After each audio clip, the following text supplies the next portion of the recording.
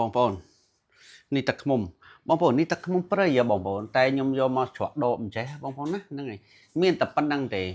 បងប្អូនទឹកឃ្មុំនេះមិនមែនតែបានមកឥឡូវទេណាបានមកយូរហើយតែគ្រាន់តែថាខ្ញុំអត់សូវផ្សាយដោយសារជាទូទៅខ្ញុំមិនដែលលក់ទឹកឃ្មុំហ៎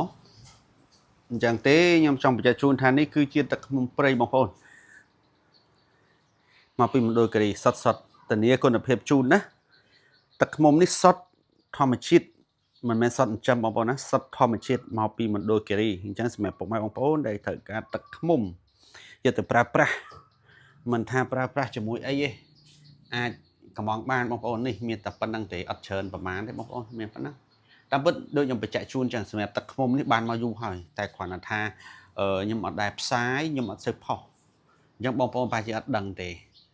អញ្ចឹងចង់បញ្ជាក់ជូនថាបើសិនជាពុកម៉ែបងប្អូនត្រូវការទឹកឃ្មុំប្រភេទទឹកឃ្មុំសុទ្ធទឹកឃ្មុំធម្មជាតិអាចចាក់ចូលក្នុង page បានអរគុណ